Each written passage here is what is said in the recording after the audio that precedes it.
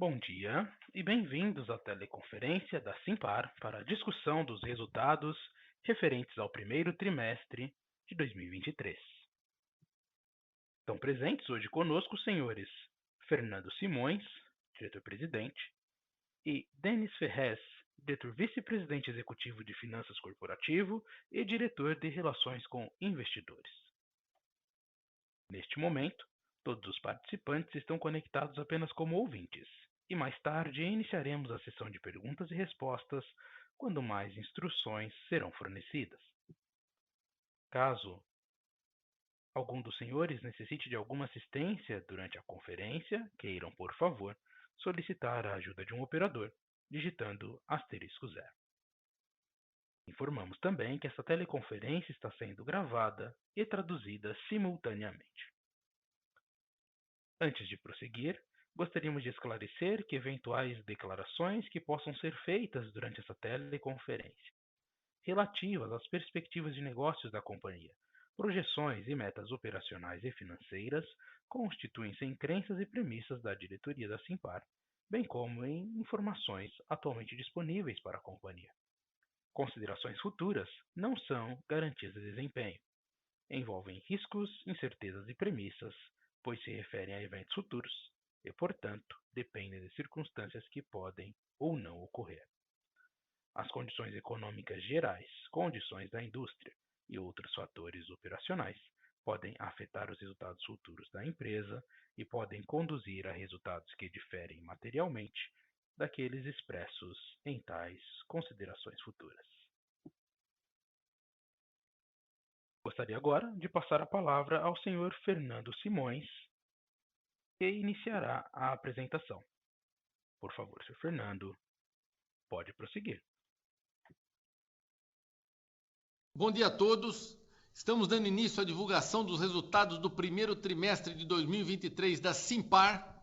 Quero, em nome de toda a nossa equipe, agradecer a participação de todos vocês, agradecer também aos nossos clientes pela oportunidade de trabalho e a nossa gente que trabalha duro e com muita determinação e eficiência e governança para que a gente possa ter resultados como esse. Dando início, então, agora na página 2, a gente fala dos principais destaques do primeiro trimestre de 2023. Tivemos um forte desempenho operacional com recorde de receita e EBITDA. Tivemos um EBITDA de 2 bilhões de reais no primeiro trimestre de 23, o que significa uma alta de 30% na comparação ao mesmo período. Tivemos uma receita bruta de 8,2 bilhões de reais, que é um crescimento de 63% comparado com o mesmo período do ano passado, que, se anualizado, já supera seus 32 bilhões de reais. Um EBITDA de 2 bilhões de reais, um crescimento de 30% igual ao mesmo período do ano passado, que, se anualizado, são 8 bilhões de reais de EBITDA.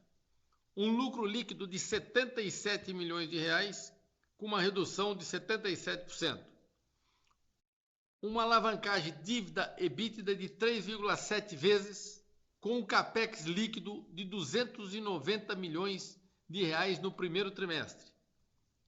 Com ROIC, UDM de 22,5%, significa 8,5 pontos percentuais a mais sobre o mesmo período, teríamos 13,7% normalizado. Passando agora então para a página 3, eu queria dividir com vocês um pouco o nosso contexto de primeiro trimestre de 23 e o posicionamento do nosso grupo empresarial. Nós tivemos a estabilidade de juros a patamares elevados a 13,75%, o sistema bancário muito mais seletivo na oferta de crédito e nos mercados de capitais, as montadoras equilibrando melhor a oferta e demanda de carros e passando a oferecer carros com ticket médio mais baixo, mais populares, uma tendência como consequência da estabilidade dos preços dos carros ou caminhões dos seminovos, e o fim da produção do Euro 5 e o início da produção do Euro 6. Dentro desse contexto, eu queria chamar a atenção de vocês para o posicionamento das nossas companhias que são controladas pela Simpar. Todas elas, sem exceção, Nós temos hoje o benefício da escala.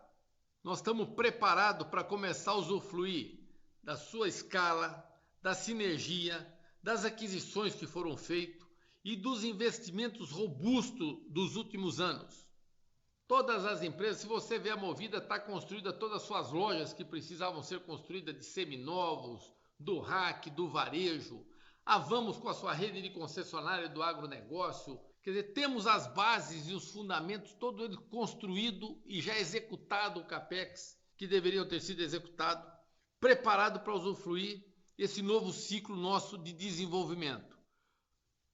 Um posicionamento para um crescimento orgânico, para a geração de novos contratos, uma prospecção contínua junto aos nossos clientes, que fidelizam os clientes e geram novas oportunidades de negócio com contrato de longo prazo e margens justas. Porque quando você tem um crédito fácil e juros baixos, também deixam as pessoas de alguma forma um pouco mais irresponsáveis. E quando você tem uma governança de precificação justa, você gera mais oportunidade de criar alianças de longo prazo com os clientes. Um crescimento inorgânico. Isso também traz mais oportunidade de M&A, de fusão e aquisições que contribuirão ainda mais com o desenvolvimento e com a escala dos nossos negócios. Isso quando a gente fala principalmente no nosso segmento de logística. Temos um estoque estratégico de caminhões de compra antecipada a preço extremamente competitivo do Euro 5, que nos dá maior competitividade e nos proporciona um melhor resultado. Vendemos uma frota excedente que existia no RAC da Movida em linha com o nosso planejamento estratégico pela antecipação de compras do ano passado. Vendemos o excedente e iniciamos um ajuste do mix da frota no primeiro trimestre de 2023, que com certeza contribuirão para as melhorias do resultado da Movida. Estamos iniciando um processo de extrair as sinergias das aquisições e consolidação da Automob, das concessionárias de veículos. Estamos com vários ativos de alta qualidade, como os 2 portos na Bahia, a CS Mob de Cuiabá, que são pré-operacionais com grande potencial de receita e de resultado futuro. É isso, gente. Quando nós olhamos hoje o mercado, o contexto do primeiro trimestre de 23 e o posicionamento empresarial das nossas empresas, é o primeiro ano que a gente entra com todas as bases da infraestrutura construída e com foco da excelência operacional e de usufruir de tudo aquilo que foi construído ao longo desses anos, melhorando as nossas margens, os nossos retornos e com isso criando base e fundamento para o contínuo desenvolvimento sustentável. Passando agora para a página 4, a gente fala de alguns dos principais números dentro desse contexto da JSL, com a sua eficiência operacional, a qualidade na precificação e a disciplina em alocação de capital tem gerado um crescimento robusto.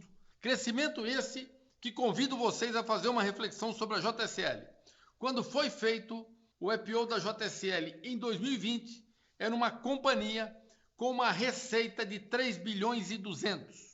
Ao longo desses 3 anos, praticamente de 2020 para o primeiro trimestre de 2023, ela teve um crescimento anual de 12%.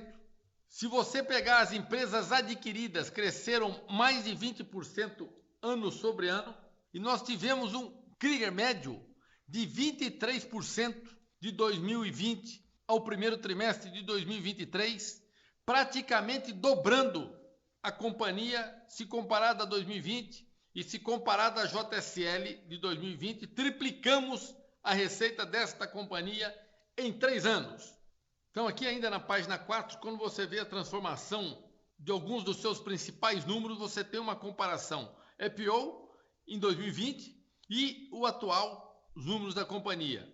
Quando a gente fala do EBITDA, tivemos um crescimento de 170%, aumentando a margem de 4 pontos percentuais, com lucro líquido que aumentou em 359%.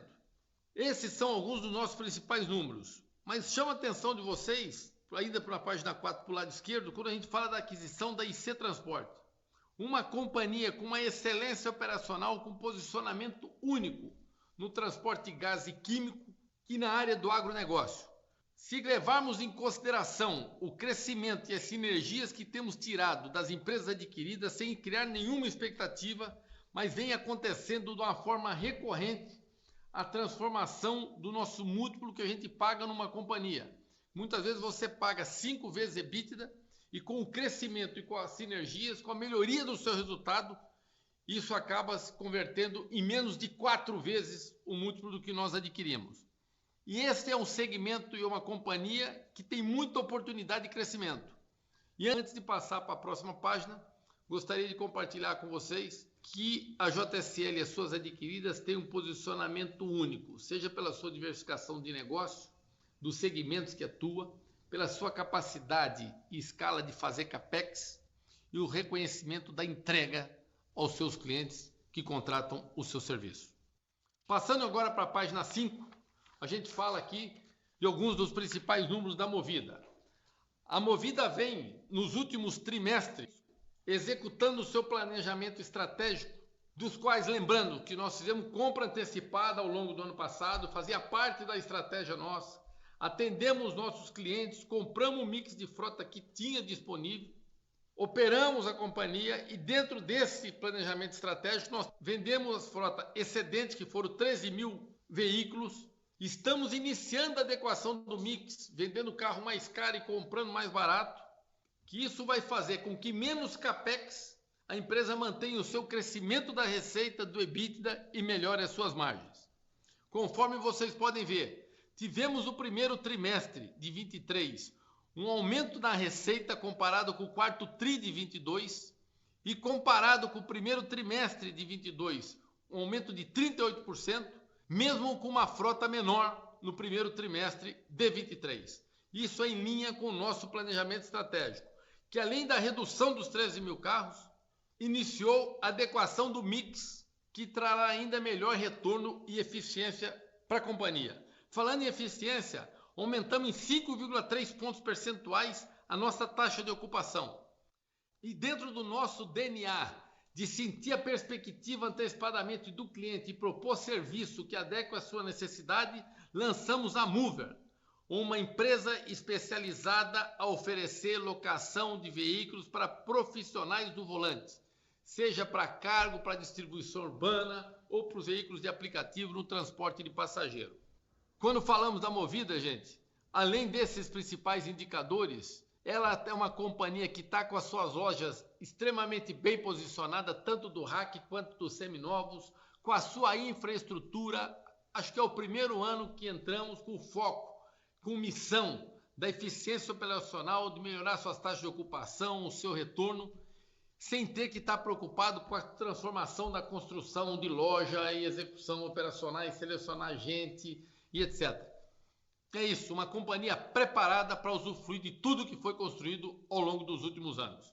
Passando então agora para a página 6, quando falamos da Vamos, que tem tido um crescimento sustentável com ganho de rentabilidade, assegurando as suas margens e a expansão.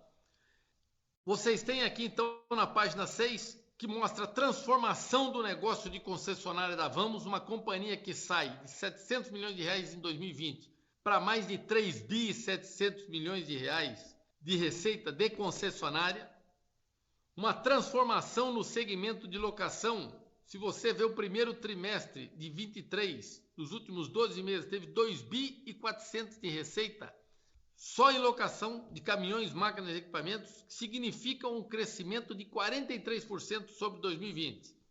E temos aqui essa transformação em números consolidada, comparando do IPO de 21 para o nosso momento atual do primeiro trimestre de 23.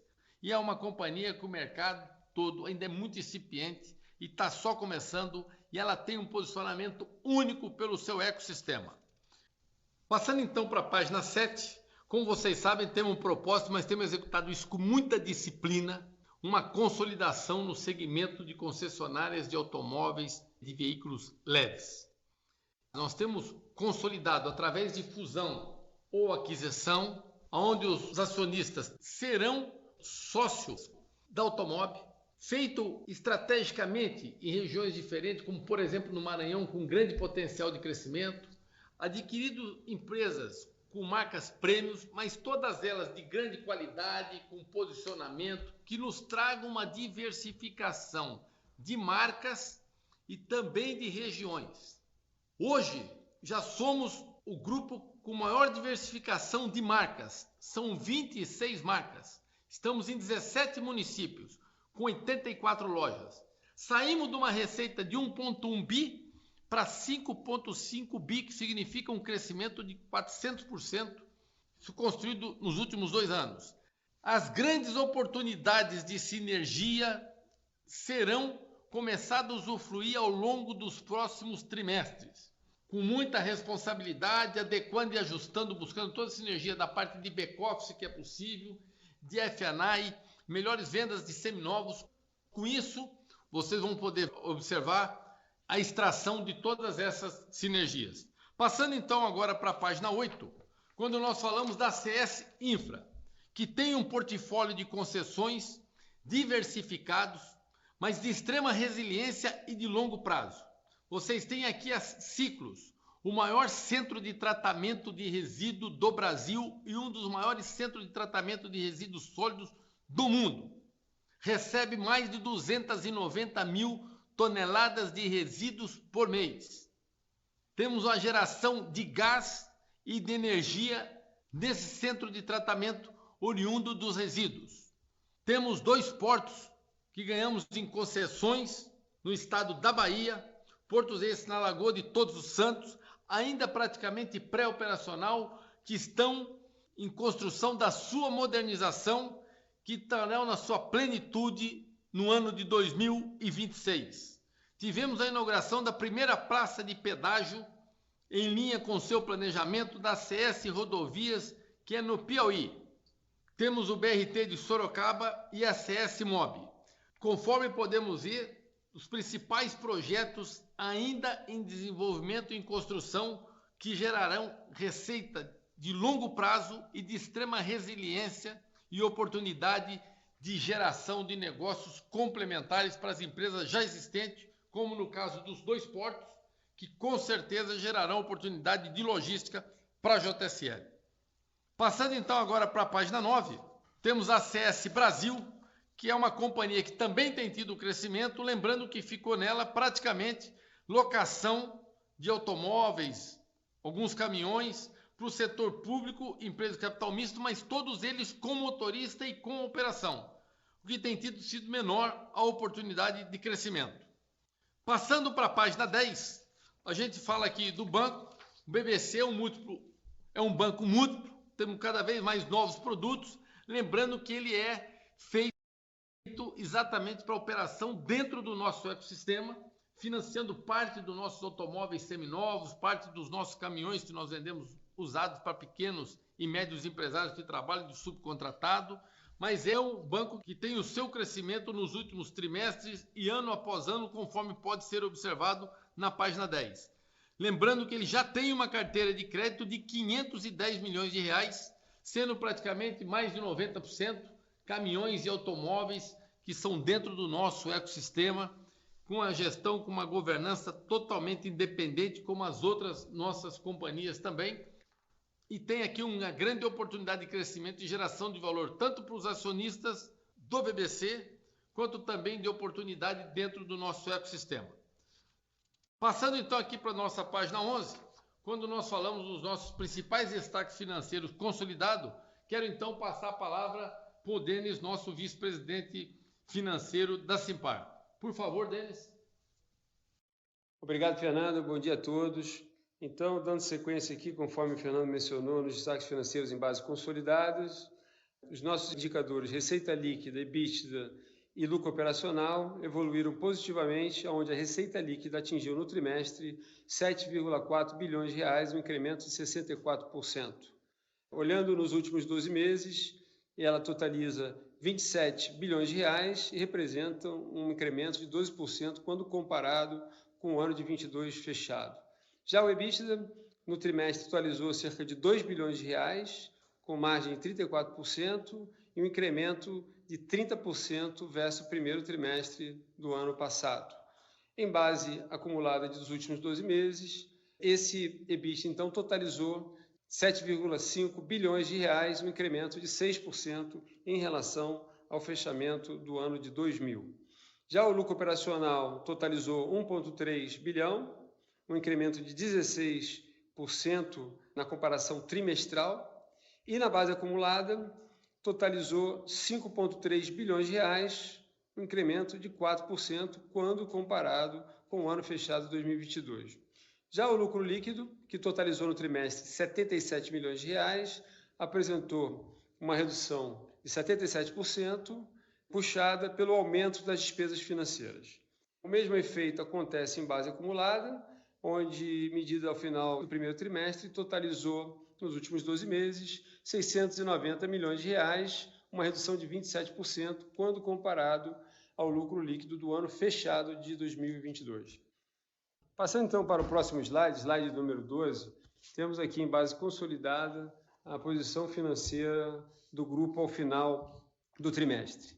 Terminamos com uma forte posição de liquidez, o que tem sido recorrente, num total de 15 bilhões de reais e nos dá tranquilidade para continuar o nosso desenvolvimento, com um cronograma de dívida que permanece bastante alongado, cerca de 7 anos de prazo médio da dívida líquida e uma cobertura de mais de 3 vezes quando comparado com o endividamento que vence no curto prazo. Então, logo, não temos nenhuma pressão de curto prazo por rolagem. Essa liquidez que apresentamos, ela já contempla a liquidação antecipada realizada durante o primeiro trimestre. No mercado brasileiro, liquidamos antecipadamente cerca de 2 bilhões de reais e no mercado externo efetuamos a recompra de bônus num total de 800 milhões de reais. Tivemos também no primeiro trimestre a contribuição de captações no total de 1,5 bilhão. Seguindo aqui, no próximo slide, a gente fala da Simpar como holding de forma individual. E quando a gente olha a posição de liquidez, permanece bastante robusta, em torno de 2,8 bilhões de reais, um cronograma de amortização extremamente extenso, que se concentra lá no ano de 2031, o que nos dá um prazo médio da dívida líquida de aproximadamente 8 anos. Olhando do lado direito do slide, a gente chama a atenção de que a dívida líquida da holding de 3,8 bilhões de reais, quando comparadas ao valor criado até aqui utilizando cotação de mercado para as empresas abertas e o valor patrimonial para as empresas fechadas, a gente tem que o valor das nossas participações é o triplo do tamanho da dívida líquida da holding. Passando então para o slide número 14, aqui a gente mostra que a nossa base de ativos cobre 1,5 vezes o passivo, no caso aqui das subsidiárias, A gente tem do nosso lado esquerdo 42 bilhões de reais em ativos que são majoritariamente veículos e caminhões, que formam 96% dessa base de ativos e são todos muito novos. Os carros têm 1 ano e meio e os caminhões têm 3,3 anos, lembrando no mercado brasileiro em que a idade média supera 20 anos. Então, os nossos ativos a mercado valendo 42 bi, quando a gente compara com a dívida líquida que está nas nossas empresas operacionais, que monta 25 bi, e mesmo que a gente some os fornecedores a pagar desse tipo de equipamento, mais 2 bi, incluindo aí também o Forplan, que as montadoras nos oferecem, a gente chega a um passivo total de 27 bi. Então, essa é uma relação muito confortável de cobertura de ativos líquidos, volto a dizer, com o mercado secundário forte em relação ao passivo. Quer dizer, o dinheiro está sendo alocado em ativos líquidos, contratos de longo prazo que nos dão visibilidade na geração de caixa. Passando então para o próximo slide, na página 15, falamos do CAPEX. Nesse primeiro trimestre de 2023, investimos 295 milhões de reais, um valor relativamente bem menor do que nos trimestres anteriores, a exemplo do quarto trimestre, onde foram 4 bilhões de reais. Isso só foi possível porque houve antecipação de compras de equipamentos ao longo do segundo semestre de 2022.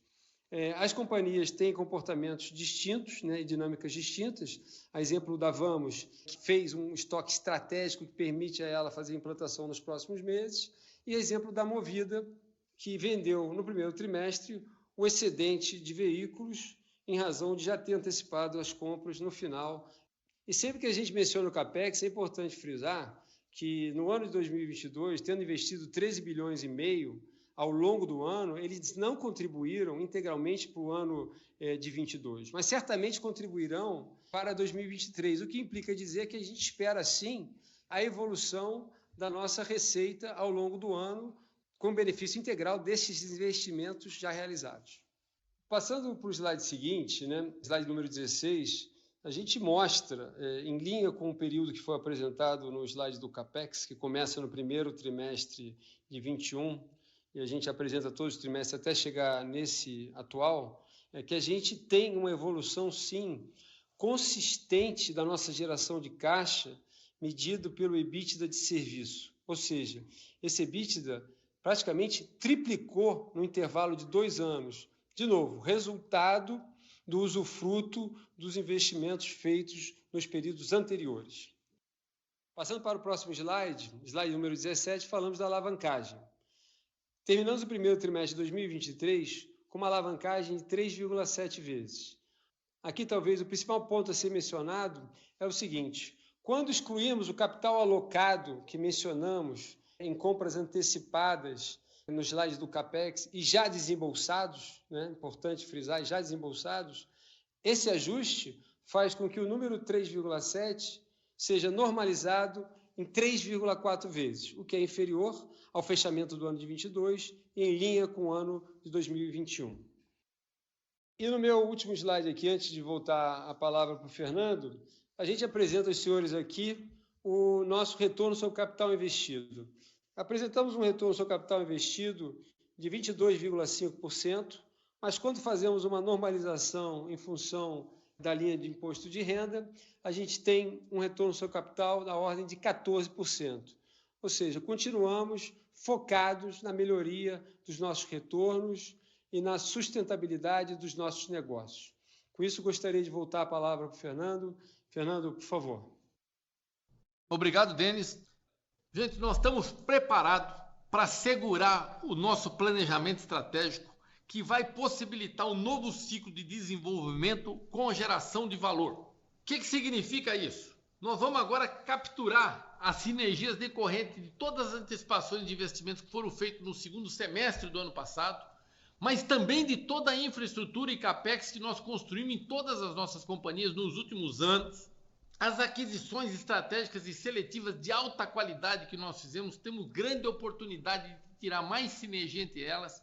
Alocação de capital, hoje nós temos o ganho de escala, capilaridade em todas as empresas e segmentos que nós atuamos. Isso significa que as empresas estão preparadas para melhorar o seu retorno, a sua receita, com muito menos investimento, porque eles já foram executados. Então vocês verão sim menos investimento durante ao longo desse ano e melhores resultados e crescimento em receita mesmo com menos CAPEX. Isso significa um ganho de eficiência e de mais produtividade e usufruir de tudo que foi construído ao longo dos últimos anos. Vamos assegurar a execução do planejamento estratégico da Simpar e com todo o modelo de gestão de independência de cada empresa, assegurar que todas elas tenham excelência operacional e flexibilidade e muita agilidade para ter o seu desenvolvimento sustentável, independente do cenário econômico ou das dificuldades externas que a gente venha a ter. Temos um foco muito grande em desenvolver as pessoas, em ter gente alinhada com a nossa cultura e com nossos valores, que a gente não abre mão dele, assegurando um foco no cliente, garantindo a excelência no atendimento, um relacionamento de longo prazo e, o mais importante, se antecipando às necessidades do cliente e executando as entregas, que isso que gera novos negócios e desenvolvimento sustentável e perpetua as nossas empresas e a nossa relação comercial com aqueles que nos confiam e nos dá a oportunidade de trabalho. Vamos preservar a estrutura de capital sólida e evoluir continuamente em práticas socioambientais e de governança de controles e pilares para o desenvolvimento do grupo de forma sustentável.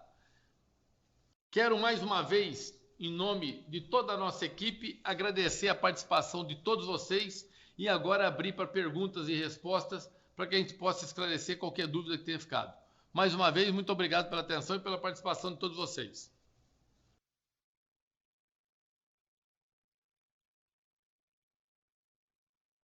Senhoras e senhores, iniciaremos agora a sessão de perguntas e respostas. Para fazer uma pergunta, por favor, digitem *1 e para retirar a pergunta da lista, por favor, digitem *2. Nossa primeira pergunta vem de Pedro Bruno, XP Investimentos. Bom dia, pessoal. Obrigado pelo espaço. Eu tenho duas perguntas, por favor. A primeira é sobre o setor automotivo. A gente viu dados hoje referente a abril sendo publicados, com um varejo vindo fraco, né? Eu queria dividir a pergunta talvez entre leves e pesados. Quando a gente olha para leves, você tem um impacto possivelmente para a Movida positivo, né? Você resgata a dinâmica de negociação mais normalizada, né, com um varejo mais fraco. Eu acho que relembra todo mundo do quão importante as locadoras são para as montadoras e vice-versa. Eu acho que retoma-se a discussão de descontos normalizados, mix normalizado e etc. Mas, por outro lado, traz uma preocupação do lado do varejo, mesmo da Movida, né, seja com RAC, com seminovos, e tem o lado da automóvel que imagina-se que eventualmente o impacto mais negativo na venda mesmo, né? Pensando pelo lado do varejo, eu queria ouvir vocês, por favor, nesse sentido. E do lado de pesados, com a Vamos, a gente viu uma queda forte em abril, que acho que já era esperada, né? Foi comentado aqui por vocês, com o pre-buy do Euro 6, mas aí queria ouvir também sobre o balanço entre como que isso se traduz em oportunidade de compra, agora passada a estratégia ou ao longo da estratégia de desestocagem aqui da Vamos, versus o impacto também nas concessionárias, nas vendas de concessionárias, que a gente deve começar a ver a partir de abril. Então, essa pergunta primeira, por favor. Obrigado.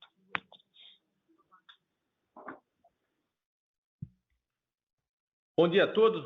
Bom dia, Pedro, Fernando, tudo bem? Vamos lá. Deixa eu te falar assim da indústria automobilística. A gente sente, sim, é lógico que sente o começo do esfriamento na questão tanto do leve quanto no pesado, cada um por seu motivo. E também, é lógico, que a questão de juros altos, todo mundo passa a fazer mais conta, o crédito está mais difícil, então você tem uma queda, sim, de venda no varejo, uma normalização, vamos dizer assim.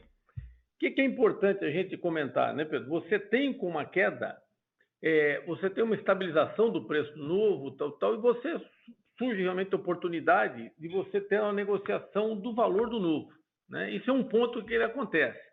O que é importante é o seguinte: toda vez que você tem uma queda, uma estabilização nos novos, você acaba tendo ou uma valorização ou a normalização do seminovo e uma demanda maior por seminovo.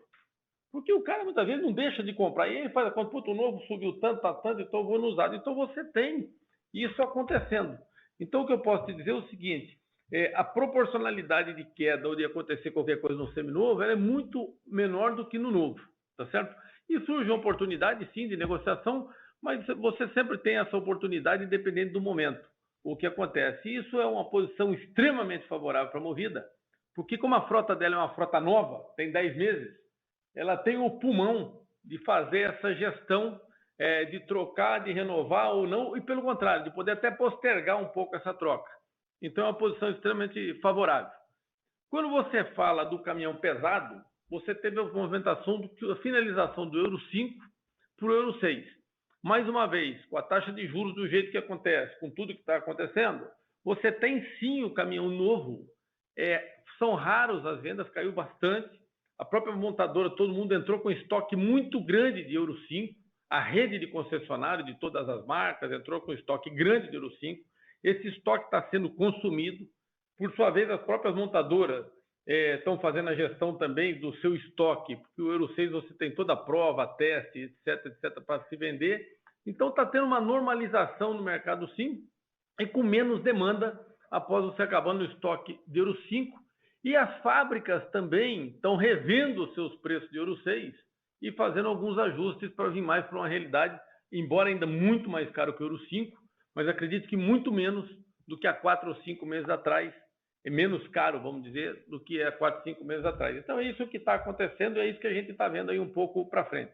Não sei se respondi essa questão do automobilístico. Mais uma vez é importante, Pedro, o caminhão com 4, 5 anos para vender tem uma demanda extrema e uma valorização também, porque independente de qualquer coisa, o preço do Euro 5 subiu muito no ano passado, até virar o preço do Euro 6. Então, isso dá uma oportunidade muito grande nos caminhões com 4, 5, com 3, 4, 5, 6 anos de uso. É isso aí, Pedro. Não sei se está dado aí o colorido sobre a questão do automobilismo. Tá perfeito, Fernando. Obrigado pelas respostas. E acho que justamente esse seu último ponto da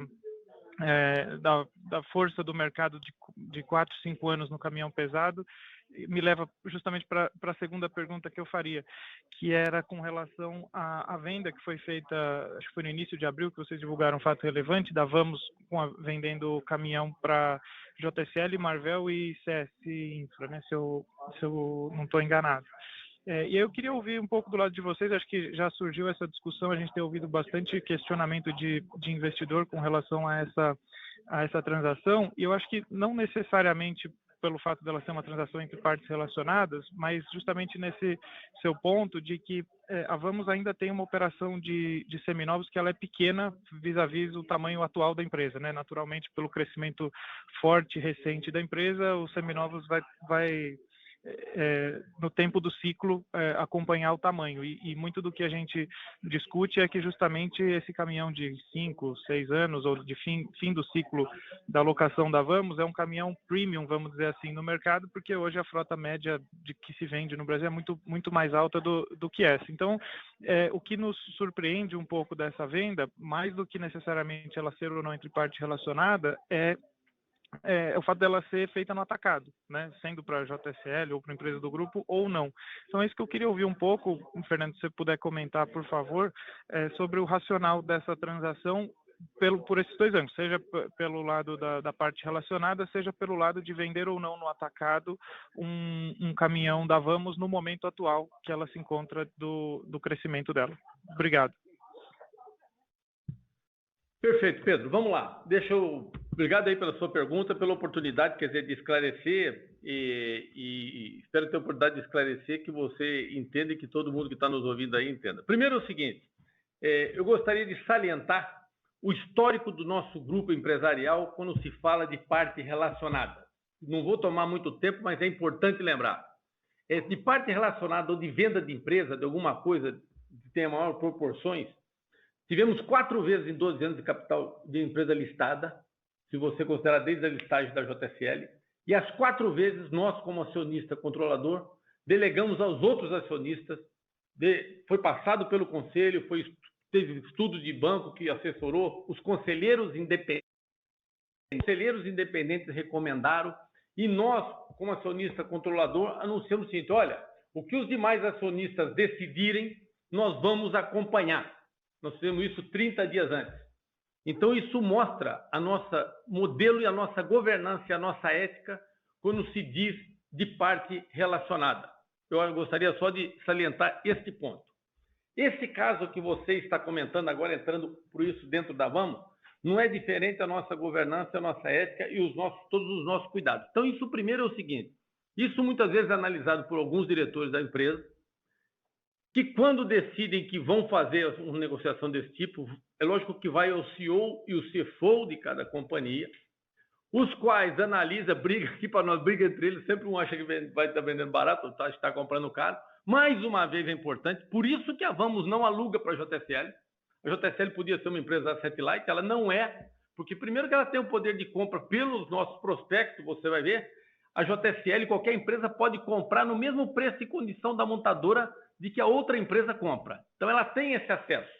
Então, ela não tem porquê, inclusive, ela não tem nada de aluguel da Vamos, exatamente para a gente evitar isso dessa forma. Mas, quando pontualmente acontece, os CEOs negociam, quando aprovam, eles criam um histórico e isso é levado para os 2 conselheiros independentes, mesmo sendo um valor de venda desse tipo, que, na minha opinião, não é nada perto do montante das companhias, importante de 80 e poucos milhões, é muito dinheiro, mas pela companhia não. Isso foi feito dessa forma, foi feito esse processo, negociado por eles, aprovado pelos conselheiros independentes. Feito isso, vamos lá, voltando agora para te dizer, a questão comercial, no meu ponto de vista, embora eles que negociaram, a gente, como a Simpar, as empresas são totalmente independentes, tem os seus executivos e os seus conselhos, mas nós temos obrigação, como controlador, acompanhar de perto sempre que acontece negociação, inclusive desse tipo, embora eles decidem, a gente acompanha. O que eu gostaria de fazer? Primeiro, a JSL podia comprar direto a qualquer preço direto da fábrica, não precisava ter comprado da Vamos. Então, vamos só a gente ver isso. Segundo ponto que é importante salientar.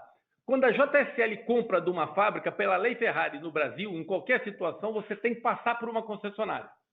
E uma compra de um grande grupo, quando é na fábrica, a comissão dessa concessionária é 5% no máximo. Geralmente pode ser de 3 ou 4%, mas é no máximo 5%. Então, essa é a condição que fica na concessionária.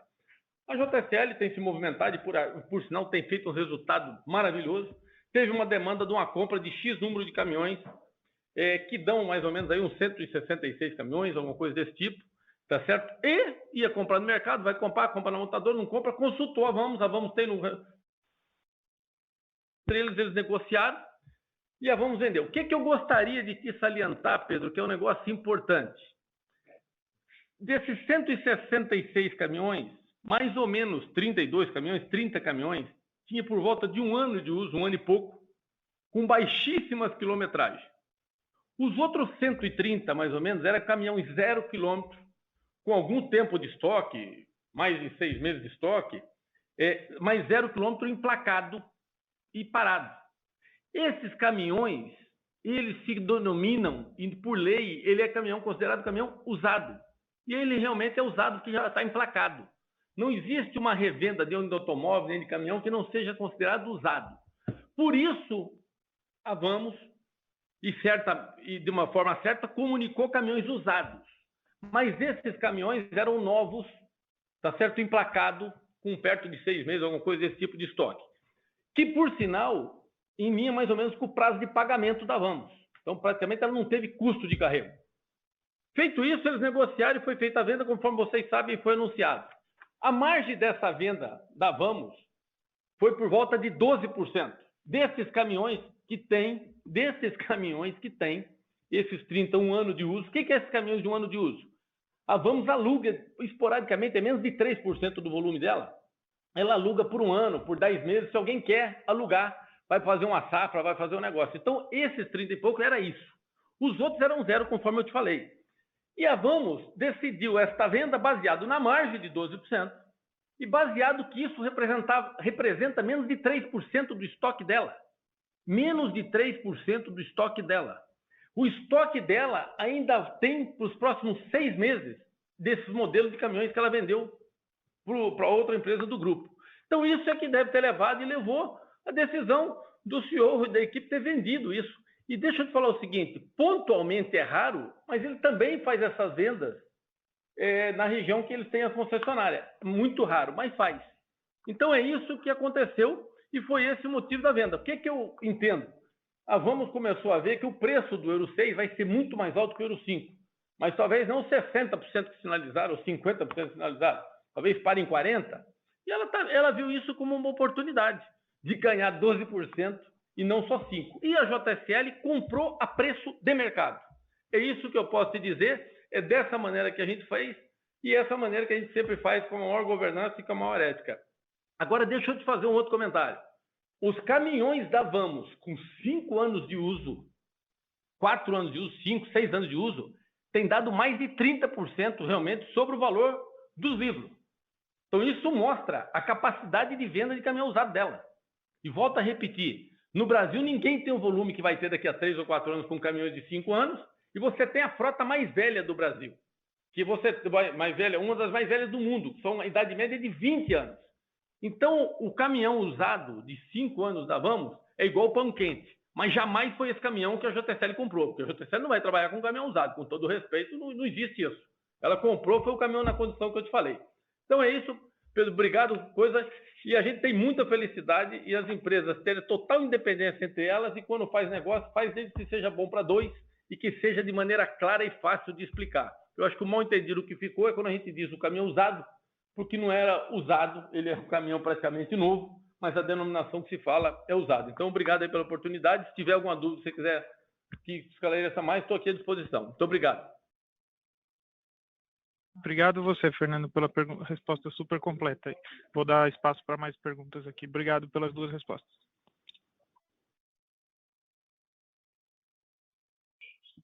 Nossa próxima pergunta vem de Vitor Mitsuzaki, Bradesco BBI. Oi, bom dia, parabéns pelo resultado. Tenho 2 perguntas. A primeira, Fernando, é um follow-up da pergunta do Pedro. Né, quando a gente pega, né, esses caminhões que foram medidos, né, como você mencionou, é menos de 3%, né, do estoque da Vamos de caminhão Euro 5. Assim, uma preocupação que o mercado tem é se de repente mudou ou não a dinâmica de crescimento da Vamos. Então a minha dúvida é se de repente, né, se a gente pensar agora, segundo tri, se de repente mudou um pouco o ritmo, né, de alocação ou de previsão da Vamos, né, com relação à alocação desse estoque de caminhão Euro 5 e se vocês estão vendo alguma mudança de dinâmica de yield. E a segunda pergunta, daí para o Denis, né, com relação à gestão da dívida, no nível da Movida, né, a Movida fez uma gestão muito interessante da dívida agora no primeiro tri, né, com recompra dos bonds, pré-pagamento de dívida, e vocês também fizeram no nível da Simpar. A minha pergunta é se essa decisão, né, como que a gente pode pensar entre pré-pagamento da dívida versus crescimento das empresas não listadas, tá? Se de repente isso pode significar um capex menor das empresas não listadas. Obrigado. Vitor, bom dia. Vamos lá, eu marquei aqui 3 pontos para mim te responder. Primeiro, a oportunidade de crescimento da Vamos é um negócio estrondoso que só está no começo. É uma loucura o que tem de oportunidade. Baseado no que eu disse há pouco, é a idade média da frota do Brasil com 20 anos, idade de país de primeiro mundo com 8 anos. Você tem uma oportunidade quer dizer, você tem 75% do movimento logístico que é pelo rodoviário, a capacidade de compra da Vamos, enfim. Então, a Vamos está num segmento extremamente incipiente e com um grande potencial de crescimento. Lembrando que a Vamos hoje é um grupo empresarial que tem o foco dela, que é a locação, mas tem o braço de concessionária que também tem se transformado. Então, dito isso, agora ela está dentro de uma economia, que eu brinco, mas a gente tem uma diversificação e está dentro da economia real. E o Brasil, como um todo, tem esfriado e todo mundo tem feito muito conta para fazer qualquer movimento, ou para comprar, ou para alugar. Você tem cada vez mais avaliando o crédito dos seus clientes. E esse movimento, o Vitor, é lógico que pode fazer um crescimento um pouco menor da Vamos, mas mesmo assim um crescimento extremamente expressivo e diferenciado das maiores empresas brasileiras do que tem oportunidade. Mas isso pode acontecer? Pode sim. Isso é pontualmente. Outra coisa é o estoque de Euro 5. Volto a repetir, essa venda que teve pontual, isso foi uma venda pontual, significa 300. Se ela tiver mais oportunidade de fazer essa venda, para outra vez fizesse, mas não é esse o foco. O foco desse estoque é ir para a locação. E o que eu gostaria de fazer um comentário que eu acho que é muito importante, eu como acionista fazendo essa análise. Primeiro, estoque é um negócio que ele não estraga de caminhão. Só para você ter ideia, pelo contrato dele com a montadora, a própria garantia só começa a rodar o prazo de garantia a partir da hora que você informa a montadora que você está começando a rodar com o caminhão, e não da hora que ele emitiu a nota contra você. Então, isso é um negócio importante. Segundo, que ele não estraga. Terceiro, que a Vamos comprou isso com a parte importante de prazo de pagamento. E isso conversa um pouco com o yield. Eu não vejo o yield da Vamos caindo, pelo contrário, eu acho que vai ter oportunidade de subir, mas eu gostaria de fazer um comentário. Baseado em tão baixo que é o preço que ela comprou e a transformação dos valores que tem, a tendência de se ter de caminhões, como nós falamos, com 4, 5 ou 6 anos, ela tem a prerrogativa de trabalhar com o mesmo yield, mesmo com a taxa de juros desse jeito, e ter um retorno muito maior pelo valor residual, pela qualidade da compra que foi feita, Vitor. Então isso é que dá uma dinâmica, mas eu não vejo esse yield caindo, pelo contrário, eu vejo, quem sabe, mantendo ou subindo um pouco. É dessa forma como eu vejo. E volto a repetir, o caminhão pode estar represado, seja para locação ou para venda. Já quando disparar o quê? Postergar uma troca de caminhão, consegue postergar uma locação, mas ele não consegue ficar sem trocar. E contratos novos, alguns contratos importantes, demanda caminhão novo, caminhão que aguenta o tranco. E o caminhão que aguenta o tranco é o que a gente tem no estoque e muito. Então, a gente tem muita tranquilidade e a Vamos fez uma gestão e executou muito bem essa questão de compra e de ter esse estoque aí carregando, mesmo com o custo financeiro baseado no prazo e etc. que tem, tudo que foi falado aqui. Obrigado, Vitor. Vou passar aqui agora para o Denis. Depois, se ficou alguma coisa que você quiser que eu complemente, estou à sua disposição. Vitor, Denis aqui, vamos lá. Essa gestão do passivo financeiro, ela tem sido feita com substituição de uma linha mais barata vis-à-vis a oportunidade de compra desses títulos no mercado, dado o valor corrente deles. Então, isso aqui não está se comunicando com qualquer planejamento de CAPEX das empresas ou interferindo no plano de negócio das empresas, né? O tema CAPEX, nesse ano, certamente, ele será muito mais moderado do que o ano passado, né? Vamos usufruir muito mais de tudo que já foi feito, mas isso não está se comunicando com essa estratégia aqui. A tendência é que a gente continue olhando para novas linhas de funding para seguir fazendo esse trabalho aqui. Tá bom, Vitor? Tá ótimo, obrigado. Obrigado.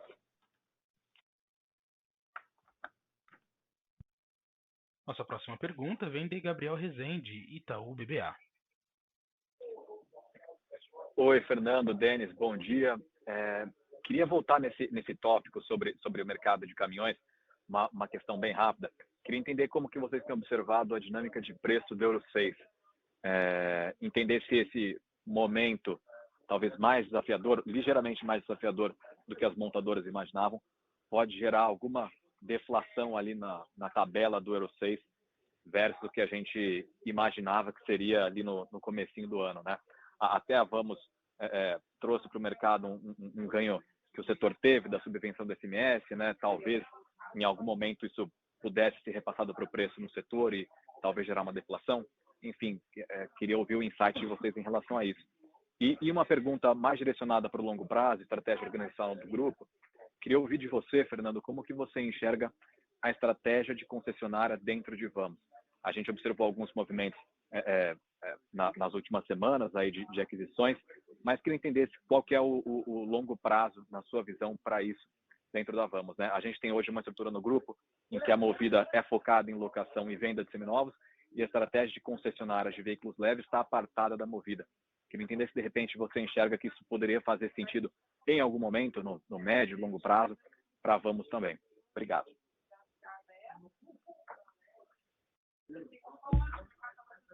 Gabriel, bom dia. Vamos lá. Mercado de caminhões como o mercado do Brasil como um todo, né? Com juros do jeito que está, com a situação do jeito que está, todo mundo pensa 10 vezes, ou antes de entrar no financiamento, o banco pensa antes de dar o crédito, enfim, é uma conjuntura que faz realmente o mercado de caminhões novos, principalmente, todo mundo repensar. Então, o mercado deu uma esfriada, sim. Quanto à deflação da tabela do Euro 6, deixa eu tentar fazer um negócio. Estou aqui dando um chute, tá, o Gabriel? Sem criar uma expectativa e também, mas muito do que a gente acredita, considerando com empresas que compram pequenas unidades ou até uma unidade ou pequenas frotas, tá certo? Mas o Euro 6, o Euro 5, se você pegar 2021, o Euro 5 aumentou uns 40%, 50%. Quer dizer, o mercado, e aí teve inflação, teve minério, teve aço, teve luz, teve plástico, teve borracha, teve peça, teve tudo. Não estou discutindo se foi caro ou barato. Mas o mercado subiu de dezembro de 21 para dezembro de 22 uns 50% o preço do caminhão. E quando virou Euro 6, subiu mais uns 20%. Então você tinha em cima de um preço 70%. Estou dando um exemplo para você, tá certo? Quando é uma grande empresa que compra, não é isso que aconteceu. Mas o mercado como um todo é isso que aconteceu. Então é lógico que tem espaço e tem necessidade desse Euro 6 andar 10%, andar 15%, andar 20% para baixo. Mas mesmo assim, a valorização dos nossos estoques é um absurdo que é 40%, 50%. Quer dizer, e isso, volta a repetir, quando a JSL vai comprar agora Euro 6, ou a Vamos for comprar, ela vai usufruir dessa margem, que isso são margens que eu estou dando, que é o pequeno frotista que compra. Então eu acho, te respondendo, que sim, tem uma acomodação no preço do Euro 6 e o volume para deslanchar vai levar tempo em venda de varejo. Mas isso não impacta nem no valor residual da Vamos, e muito menos no valor do estoque que ela tem, devido ao estoque que ela comprou em 22, praticamente é base que ela acertou em 21. Então, isso é uma tranquilidade, não impacta. As concessionárias dentro da Vamos, né? A gente entende, volto a repetir, você tem diretor executivo de concessionária por marca, eles tocam totalmente separado dentro da própria Vamos. Né? Quando a locadora compra, a margem que fica dentro da concessionária é como se fosse um cliente normal da locadora, para dentro da Vamos mesmo ter o resultado de cada negócio. E graças à entrega e ao trabalho da equipe, hoje nós temos a maior rede de concessionárias de caminhões do Brasil e a maior rede de concessionárias, tomando um volume significativo, e a maior rede de concessionárias de tratores Valtra e Fendt. Então, isso está tomando proporções, e além dela ser independente, de uma grande companhia, né? A gente não vê um movimento, nesse momento, estratégico. Quando você vai para a Movida, com os leves, a gente sempre olhou muito vocês, investidores, analistas, e vocês sempre achavam que a Movida tinha que ter o comparável, né? Você pode ver que a gente só trouxe a CS Frota uma proposta para todos os acionistas aprovarem, se queriam ou não, para debaixo da Movida, depois que alguns concorrentes deixaram evidenciado que eles também participavam do mercado que a CS Frota participava. Então, é dessa forma que a gente faz para que fique fácil ser analisado. Então, a gente acha que faz todo sentido a Movida continuar independente, as concessionárias de leve continuar independentes. Agora, quanto às concessionárias de Vamos, eu gostaria de fazer um comentário com vocês, né? Todos os serviços da Vamos, da Movida, de CS Frota, CS Brasil, nasceram como unidade de negócio dentro da JSL. Fora, conforme o mercado nos provocava e conforme tinha oportunidade de gerar valor para os acionistas e melhorar a nossa estrutura de capital. Então, eu não tenho isso aqui pronto, mas eu posso te dizer o seguinte: se isso uma hora fizer sentido, for avaliado pelos nossos conselhos e for levado, for sentido pelo mercado, ou o mercado provocar a gente, pode ser que a gente venha um dia fazer um movimento desse tipo, sim, de tirar e ser um outro negócio, e com isso, melhor, volto a repetir, a gente está transformando. Como, por exemplo, a gente tem sido provocado, nós temos hoje a maior frota de empilhadeira do Brasil dentro da Vamos. E a maior frota elétrica dentro da Vamos, que contribui com o meio ambiente, com o ESG, de uma forma transformacional. Nós temos sido provocados, inclusive, sobre esse parque de empilhadeira e de máquina, né, que é um outro negócio dentro da Vamos. Então, a gente tem olhado com muita responsabilidade, com a governança, e sendo avaliado pelo Conselho as opções e as alternativas que tem aí para o nosso contínuo desenvolvimento sustentável e gerar valor para os acionistas, mas também com aliança com o cliente cada vez mais forte. Obrigado, Gabriel. Ótimo, Fernando, bem claro. Obrigado.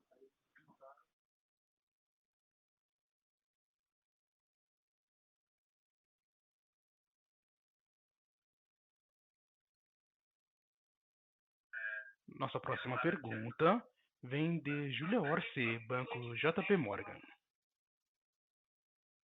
Oi, pessoal, bom dia.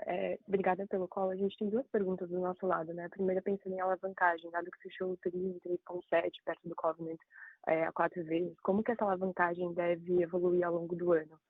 E a segunda pergunta é, dado que em 2022 várias das subsidiárias tiveram benefícios fiscais relevantes ao longo do ano, né? Cada uma com drivers diferentes, dá para assumir que esses benefícios fiscais vão se manter em 2023 nessa mesma proporção? Obrigada. Júlia, Denis aqui, eu vou começar respondendo a primeira pergunta, depois na segunda aqui já antecipo que ela deu uma picotada aqui, eu vou pedir a gentileza de você repetir. Bom, então eu já esclareço aqui que na tua pergunta ela resolve também uma outra pergunta que a gente tinha recebido aqui pela internet, similar ao que você está mencionando, né?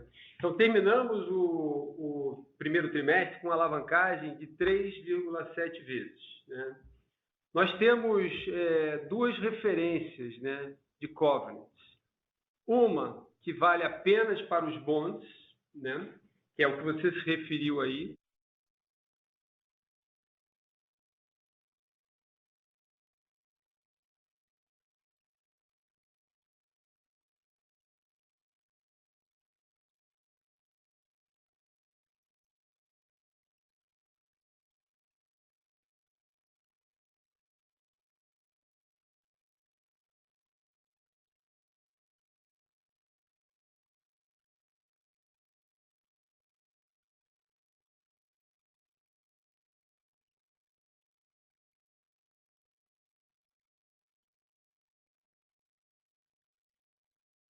E é, sim, um covenant de manutenção. O covenant que você se refere aqui, de 4 vezes, que eu volto a dizer, vale apenas para o bond, ele é um covenant de incorrência, que, simplificando, ele não dispara nenhum gatilho dentro da companhia. E aí, eu vou aproveitar só o gancho para qualificar que essa alavancagem 3,7 ao final do trimestre, levando em consideração tudo o que foi descrito aqui de estratégia comercial, de antecipação, de aquisição de ativos, Se você tivesse numa condição normalizada, dado que hoje boa parte dos seus ativos está no seu balanço já quitado, essa alavancagem naquilo que eu estou chamando de normalizada por esses itens, ela seria de 3,4 vezes. E aí eu ligo isso na expectativa do que eu tenho para frente em relação a esse covenant. Qual é a expectativa que eu tenho? A gente tem um ano muito mais moderado na nossa visão em termos de CAPEX, tem o usufruto de toda a base de investimento que foi feita ao longo do ano passado, são 13 bilhões e meio, né, que não contribuíram para o ano cheio de 2022, e tenho, obviamente, a expectativa da alocação desse estoque de ativos estratégico ser colocado em operação e contribuir com a desalavancagem. Então, estruturalmente, é assim que eu vejo essa alavancagem de 3,7, com a contribuição de toda a geração de caixa daquilo que já foi investido e daquilo que está dentro da companhia já quitado, contribuindo adicionalmente à medida que vai entrando na operação. Tá bom? Não, tá ótimo, pessoal. Super claro. Obrigada. Júlia, eu estou recebendo aqui pela internet que cortou o início da... Você conseguiu ouvir o início da resposta, só para clarificar? Acho que deu para pegar o que tem 2 covenants, né? Mas qual que é o covenant do segundo? Qual que é a alavancagem do segundo covenant? Acho que é 4 vezes e... Tá bom. Então, vamos lá. São 2 covenants. O covenant que você se referiu de 4 vezes, ele só vale para o bond, ele não dispara nenhum gatilho, né? Você comparou o índice de 3,7 vezes. Eu falei que o normalizado pela essa compra de ativos estratégica seria 3,4 e que para frente, à medida que todos os nossos ativos vão entrando em operação, contribua para a desalavancagem. Isso é uma coisa. O outro covenant que nós temos é a dívida líquida sobre EBITDA adicionado. O máximo é 3,5. Ele é um covenant de manutenção. Isso sim aqui poderia disparar alguns gatilhos dentro da companhia. Porém, essa métrica nós terminamos no final do primeiro trimestre com 2,1 vezes. Ou seja, 2,1 vezes versus o 3,5. Temos quase uma vez e meia de folga o nosso EBITDA adicionado. Quanto é o nosso EBITDA adicionado? Ele é de 12 bilhões nos últimos 12 meses. Se multiplicar por uma vez e meia, você tem 18 bilhões de folga. Então, é por isso que eu digo que a gente está muito confortável com tudo que diz respeito aos covenants, tá bom? Tá ótimo, obrigada. Obrigado.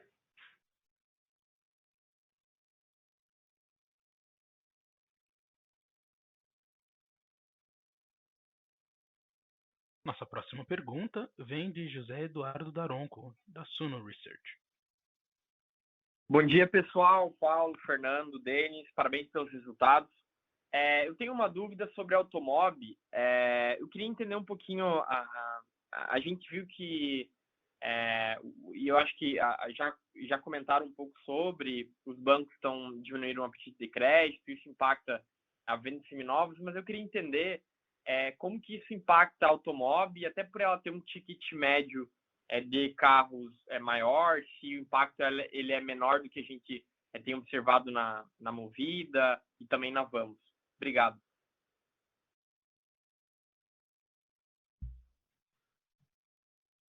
Vamos lá, boa tarde. Agora já passou do meio-dia, né? Mas vamos lá.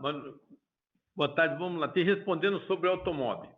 Primeiro, com o mercado do jeito que está, a restrição de crédito e juro alto, eu acho que impacta no varejo como um todo. Então, esse é o primeiro ponto. Segundo, que eu acho que é muito importante, quando você fala, quer dizer, a Automob, ela está fazendo movimentos estratégicos muito diferenciados. Ela está em regiões como Maranhão, ela tem regiões como a Zona Leste de São Paulo, mas ela também tem regiões como a Zona Sul e também tem carros de alto luxo, carro premium e carro popular. Esse posicionamento faz com que ela sofra menos quando você tem qualquer movimento no mercado como esse que está vendo. Mas, sem dúvida nenhuma, com a restrição de crédito com juros altos, a coisa do varejo, de uma forma geral, fica mais sofrido. Lembrando o seguinte, você tem uma oportunidade na Automob que nós estamos só começando. Vou dar alguns exemplos para você. Primeiro, está faltando carro ainda de alto luxo, né? Você não tem um volume de carro, você ainda tem uma lista de espera grande quando você fala do carro de alto luxo. Esse é um ponto. Segundo, nós no negócio da Automob, com muita responsabilidade, cuidando das pessoas, fazendo essa gestão de perto a nossa área de gente, mas você tem uma oportunidade de sinergia no administrativo financeiro muito grande que a gente está só no início de tirar, de aproveitar essa sinergia, mantendo as lojas e as empresas totalmente independentes. Você tem o ganho de escala do F&I, você tem o ganho de escala de estoque de peça, de carro usado, que isso está só no começo.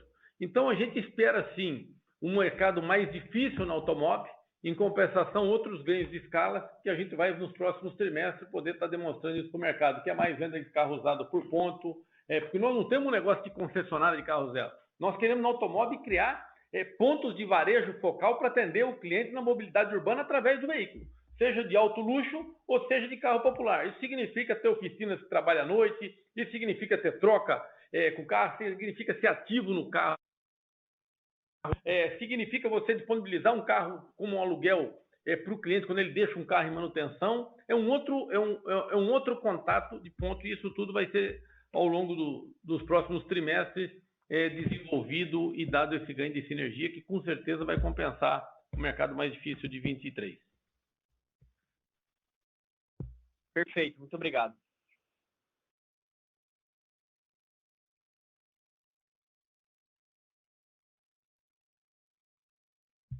Bom, aqui no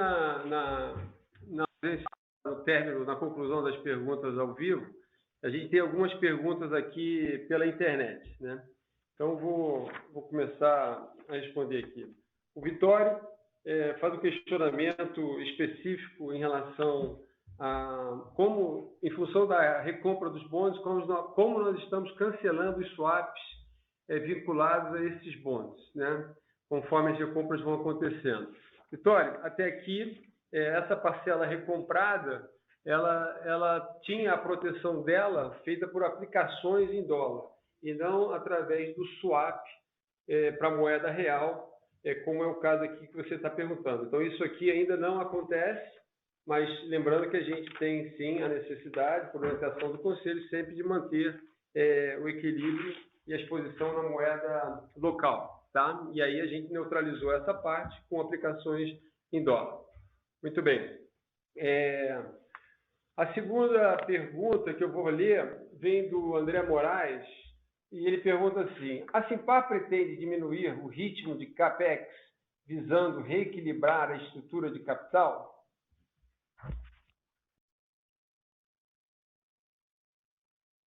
Opa, Fernando aqui, achei que tinha tirado do mudo e estava no mudo. André, deixa eu te falar o seguinte, obrigado aí pela pergunta. Quando você olha o nosso grupo empresarial como um todo, as empresas independentes, você tem a estrutura de capital de cada empresa totalmente preparada para o seu desenvolvimento e para o seu crescimento. Nós tivemos, ano passado, aproveitando a oportunidade como essa que nós falamos da Vamos, a Movida comprou veículos, etc., antecipou sua compra, ficando com a frota excedente, do qual ela já divulgou no primeiro trimestre a venda, isso é uma frota excedente dentro do seu planejamento estratégico do ano passado. Então, sim, nós vamos ter um CAPEX muito menor esse ano, tá certo? Mas você vai ver um crescimento que o CAPEX já foi feito nas principais das empresas e que você vai ver um CAPEX muito menor, mas com fechamento de contratos, como a JSL tem fechado o contrato, se desenvolvido, com a Movida com a sua frota moderna que tem, com a Vamos com o seu estoque, conforme o Denis disse, que vai sendo implantado e vai operando. Vamos fazer o seguinte: vamos ter estoque para gerar 85, 90 milhões de reais por mês, que dá R$1 bilhão em 12 meses, o CAPEX já está feito.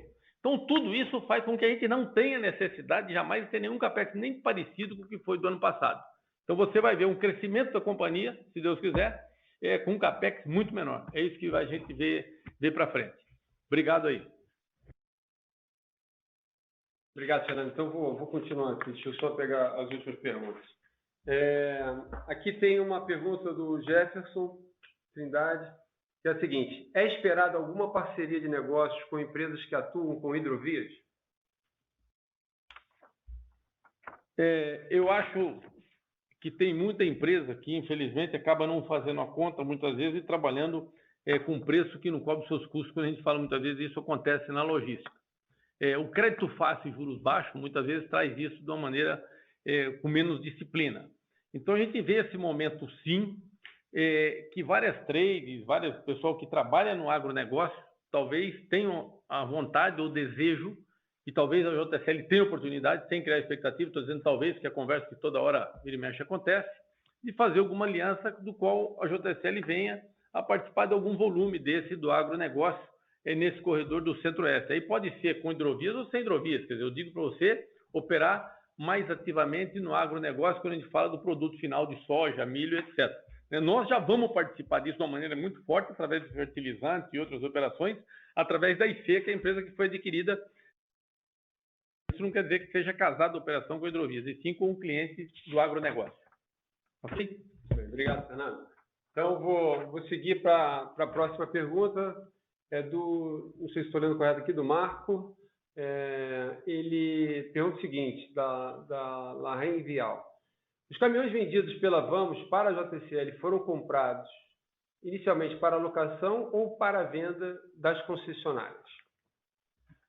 Todos os caminhões, Marco, que a Vamos compra para ela na locadora, eles são caminhões que é para locação.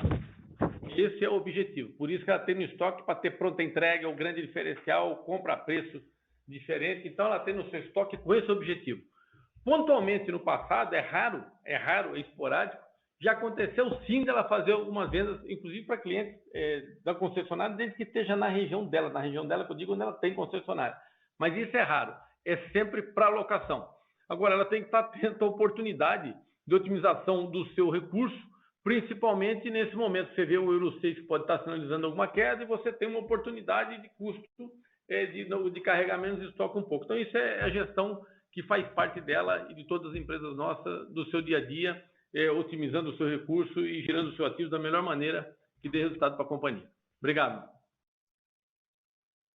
Obrigado, Fernando. E aí agora eu tenho, que me parece a última pergunta, ela vem do Thiago Duarte, se eu estou olhando aqui correto, Varus Research. Ele pergunta o seguinte, eu queria entender melhor o ROIC normalizado. O que foi considerado para chegar na alíquota de 24%. Muito bom. Tiago, obrigado pela pergunta aqui. A gente teve um reconhecimento no final do ano passado de um benefício fiscal chamado subvenção, né? Então, quando você olha os últimos 12 meses, a alíquota de IR ela ficava credora. Quando você faz a conta com a alíquota efetiva no automático, ela dá os 22,5% de ROIC que a gente apresentou, né? E aí, o que a gente fez? A gente tirou esse benefício, fez a conta com a nossa alíquota efetiva quer dizer, que era recorrente antes de ter esse benefício, para frente, até que ele deixe de existir, ele é recorrente, só para lembrar isso, que é fundamentalmente o benefício da JCP. Então, é daí que sai os 24% que você perguntou. Depois que a gente calculou o lucro operacional deduzido dessa alíquota, aí a gente trouxe o benefício da subvenção e somou nesse número, chegando então aos 13,7%, né, do normalizado. E aí aqui que eu agradeço a pergunta, é porque nós fizemos a normalização em relação ao estoque estratégico comprado no que diz respeito à alavancagem. Mas se eu trouxesse isso aqui, o mesmo ajuste da alavancagem para a base do capital investido, esse retorno sobre o capital investido nos últimos 12 meses seria de 14,8%, quase 15%, superando ainda o número de 14,6% do ano completo de 2022. Tá bom? Tem mais alguma ou acabou? Bom, então, com isso, encerramos as perguntas da internet. Eu vou voltar a palavra para o Fernando, para que possa fazer o encerramento. Obrigado, Denis. Indo agora para o encerramento, eu gostaria só de reafirmar e aproveitar a oportunidade com todos vocês. Primeiro, agradecer muito a atenção e o tempo de todos vocês. Estamos com mais de 250 participantes.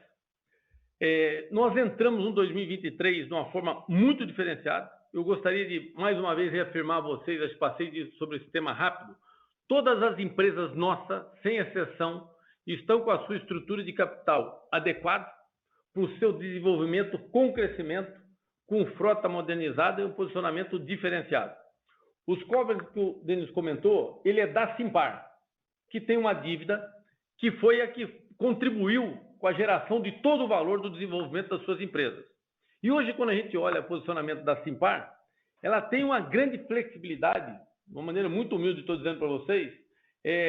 Primeiro, vem da otimização de todo o capex que já foi feito, que vocês vão ver o resultado futuro. Mas também tem os seus ativos, uma opcionalidade muito diferenciada com as suas participações nas empresas controladas, as suas empresas listadas, a que não estão listadas, a que pode ser que seja listada no futuro, com o seu movimento. Quer dizer, a opcionalidade dela de geração de caixa para contribuir com o seu desenvolvimento e a desalavancagem, ela é muito grande. Esse é um ponto extremamente importante. E quando a gente passa para falar das empresas, só para a gente finalizar, todas as empresas estão com a sua infraestrutura pronta. Isso significa loja de varejo, significa filiais da JSL, isso significa a contratação das pessoas, dos seus diretores. O que eu quero dizer? Ao longo dos últimos 6 ou 7 anos, vocês viram um grupo empresarial fazendo capex ano sobre ano, contratando gente, montando loja, inaugurando loja. Isso é um esforço que não desvia a atenção, mas você faz muitas coisas ao mesmo tempo. Hoje o momento é totalmente diferente. Vamos ter um estoque, sua base, suas filiais, sua gestão totalmente preparada para otimizar e cada vez mais usufruir da sua escala.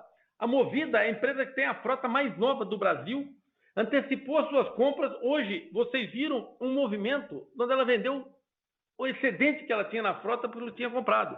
Mas ela ainda tem a oportunidade de estar iniciando a otimização do seu mix de frota, o que vai gerar mais caixa mesmo com a renovação da frota. Ou seja, você trocar o carro mais caro pelo mais barato. Você ainda tem a otimização da ocupação, da eficiência operacional, que vai contribuir de uma forma melhor ainda. Então, você vê isso na JSL, a oportunidade de crescimento é extremamente grande, o mercado fragmentado. E na Automob, a consolidação através de fusão, muitas vezes, que as pessoas se tornam sócios da Automob ou de aquisição, ele é muito grande e a própria estrutura de capital da Automob também permite esse desenvolvimento. Sem contar outras coisas que tem dentro do portfólio, por exemplo, da CS Infra, que ainda são pré-operacionais. Então, é isso que eu queria dividir para vocês. Nós entramos no ano de 2023 com muita tranquilidade e com um objetivo muito forte de a gente cada vez mais otimizar os recursos e o CAPEX que foram investidos, fazer a eficiência e excelência operacional, tá certo? E com isso melhorar cada vez mais os nossos resultados, os nossos indicadores e, como consequência e com o tempo, contribuindo para a nossa desalavancagem. É uma empresa com outra missão nesse momento, o grupo empresarial, e lembrando que todas elas preparadas para executar o seu desenvolvimento. Então, mais uma vez, queria agradecer em nome de toda a nossa equipe o tempo e a atenção de todos vocês. E muito obrigado por estar nos ouvindo. Fiquem com Deus a todos aí. Tudo de bom para vocês. Muito obrigado, gente. Obrigado. A teleconferência da Simpar está encerrada. Agradecemos a participação de todos e tenham uma boa tarde.